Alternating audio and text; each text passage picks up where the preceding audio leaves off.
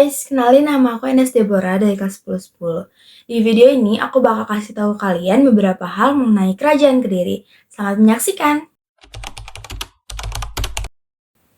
Kerajaan Kediri atau Kerajaan Panjalu adalah sebuah kerajaan besar yang berdiri pada abad ke-12, antara tahun 1042 sampai tahun 1222. Kerajaan ini merupakan bagian dari Kerajaan Mataram kuno. Kerajaan Kediri ini juga adalah kerajaan yang bercorak Hindu.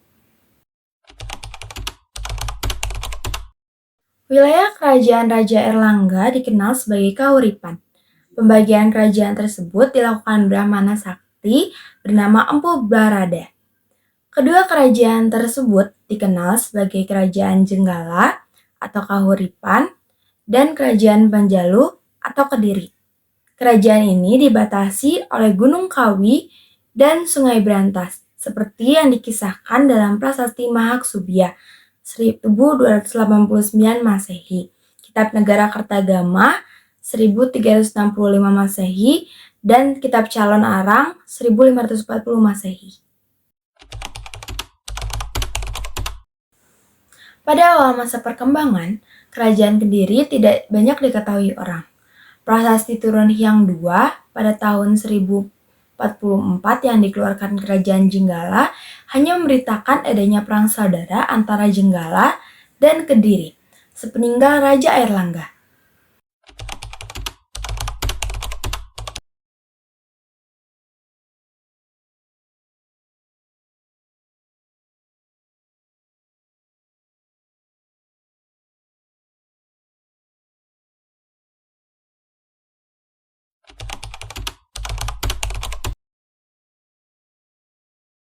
Perang saudara yang terjadi antara Panjalu dengan Jenggala yang telah dijelaskan sebelumnya berlangsung selama kurang lebih 60 tahun.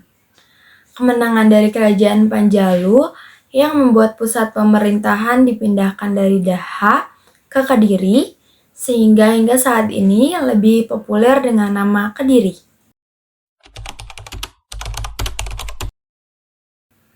Masa kejayaan Kerajaan Kediri terjadi pada kepemimpinan Jayabaya. Jayabaya dikenal dengan kepemimpinan politik dan ramalan-ramalannya yang dibukukan dalam Jongko Joyoboyo. Di samping itu, sikap merakyat dan visi Jayabaya yang jauh ke depan membuatnya dikenang oleh banyak orang.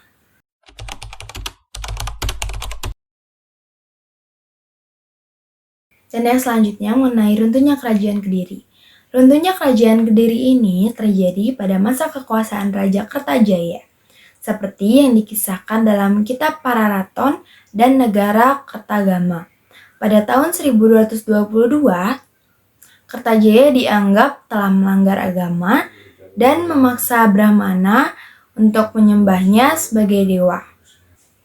Kaum Brahmana lalu meminta perlindungan Ken Arok. Ken Arok yang bercita-cita memerdekakan Tumapel, kekuasaan Kediri, mencetuskan perang antara Kerajaan Kediri dan Tumapel di dekat desa Gantar.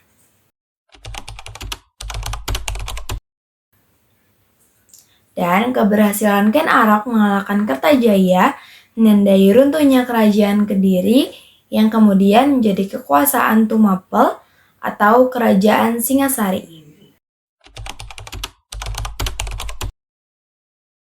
Nah, dalam perkembangannya, Kerajaan Kediri setidaknya memiliki 7 raja yang memimpin kerajaan ini. Kerajaan Kediri berhasil meraih masa kejayaan ketika dipimpin oleh Prabu Jayabaya. Karena kemakmurannya, Prabu Jayabaya bahkan masih populer dan dikenang oleh banyak orang sampai sekarang. Nama-nama raja yang pernah memimpin Kerajaan Kediri adalah Sri Jayawasa Dijaya, Sastra Prabu, Sri Kamesrawara, Prabu Jayabaya, Prabu Sarwaswara, Prabu Klancaryadipa, Srengga Kertajaya, dan yang terakhir adalah Sri Maharaja Kertajaya.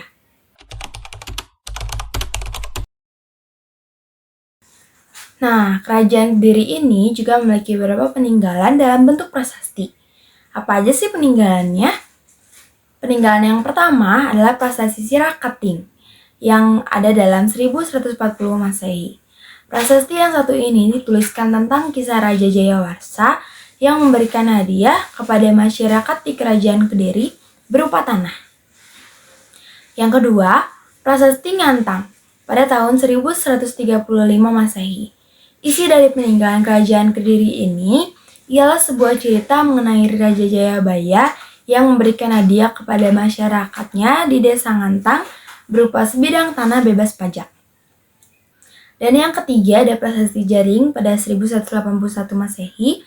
Isi dari Prasasti Jaring ialah cerita mengenai Raja Gandra yang membuat dan memberikan nama pada sejumlah hewan seperti tikus hingga kerbau. Dan yang terakhir ada Prasasti Kamulan pada tahun 1194 Masehi. Prasasti ini berisi kisah mengenai Raja Kartajaya yang mendeklarasikan kemenangan Kerajaan Kediri dari peperangan melawan musuh di Katang-Katang.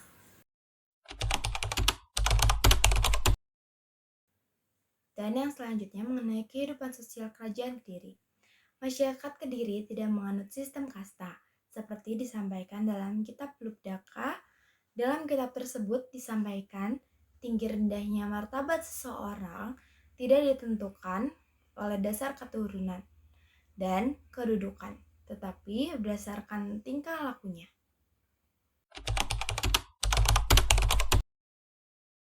Nah, selain itu ada mengenai kehidupan ekonominya. Kehidupan ekonomi Kerajaan Kediri dapat diketahui melalui kronik-kronik Cina yang menyebutkan diantaranya sebagai berikut. Yang pertama, Kediri menghasilkan banyak beras. Yang kedua, barang-barang dagangan lain yang laku di pasaran seperti emas, perak, daging, kayu cendana, pinang, dan gerabah. Dan yang ketiga, telah menggunakan uang yang terbuat dari emas sebagai alat pembayaran atau alat tukar. Lalu yang keempat, posisi Kerajaan Kediri yang sangat strategis dalam perdagangan Indonesia Timur dan Indonesia Barat dengan kota pelabuhannya. Dan yang terakhir, yang kelima, pajak rakyat berupa hasil bumi. 3 peristiwa penting dari Kerajaan Kediri ini. Yang pertama adalah saat Raja Airlangga membagi Kerajaan Kahuripan. Yang kedua, saat perang saudara antara Kerajaan Jenggala dan Kerajaan Panjalu. Dan yang terakhir, yang ketiga, Perang Ganter atau perang yang terjadi antara Ken Arok dan Raja Kertajaya dari Kediri. Nah, jadi itu beberapa hal yang bisa aku kasih tahu ke kalian mengenai Kerajaan Kediri. Semoga bermanfaat. Terima kasih.